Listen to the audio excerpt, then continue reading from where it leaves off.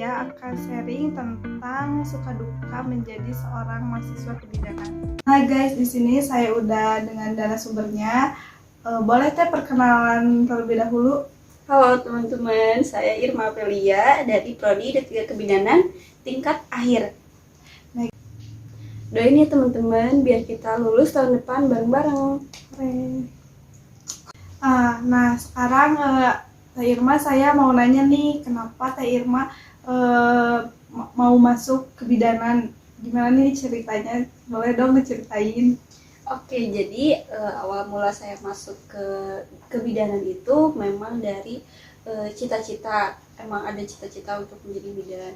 Terus juga alhamdulillahnya saya dapat dukungan dari orang tua juga gitu. Terus gimana nih, ada gak cerita selama masuk kebidanan sampai sekarang, ada cerita suka atau dukanya? Boleh dong diceritain. Kalau suka sama dukanya emang dari semester awal sampai semester sekarang akhir ini emang banyak banget ya Teh ya. Dari pertama masuk udah kaget banget gitu sama tugas-tugas, terus seiring berjalannya waktu sampai tingkat akhir ini malah makin banyak tugasnya ternyata. Ya. Kan kita di sini dari awal masuk kuliah sampai sekarang tuh, nggak sampai sekarang sih, dari masuk kuliah sampai semester 2 kan kita belajarnya online. Nah, selama belajar online itu ada kegiatan lain nggak di kampus? Jadi untuk kegiatan lain kayak selain kuliah, kita juga dari awal online ya ada vaksin. Jadi kayak relawan vaksin gitu kan, waktu itu zamannya COVID gitu ya. Jadi pas banyaknya COVID, kita udah ditugasin dari kampus untuk jadi relawan kayak vaksin gitu ke tempat-tempat kayak di kampus, kayak di desa juga gitu Teh. Tapi sebelumnya dikasih dulu materi atau kita belajar dulu gitu? Iya, pastinya kita dikasih dulu pembekalan untuk gimana sih caranya menjadi seorang yang bisa membantu untuk vaksinasi gitu Teh. Nah, kalau boleh tahu pernah kemana aja nih jadi relawannya? Macam-macam sih Teh, setiap prodi pasti ada yang ditugasin ke luar daerah juga ya, luar kota. Kalau saya waktu itu pernah ke Cianjur, awal mula ke Cianjur, terus ke Bandung juga pernah, di sekitar kampus juga kita sering gitu, kayak kan kita bareng ya Teh ya, sering ke kampus lain juga gitu.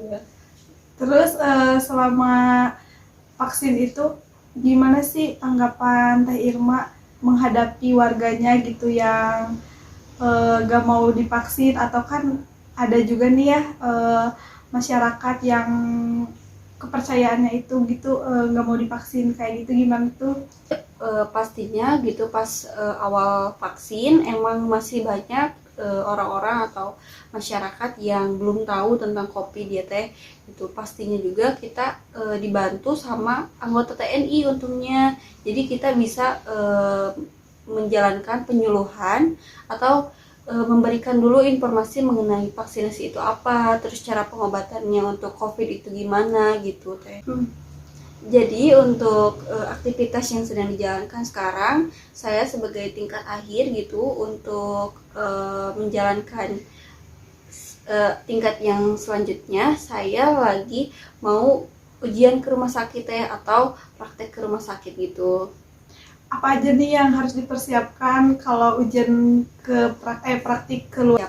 Untuk praktik ke rumah sakit, pastinya yang pertama kita harus siapin mental dulu ya Teh, karena emang kita kan nggak tahu gitu di rumah sakit ini tuh kayak gimana bidannya, seniornya kayak gimana gitu. Terus juga yang kedua kita harus siap gitu kan, kita nanti partnernya nggak harus sama bestie gitu ya Teh istilahnya.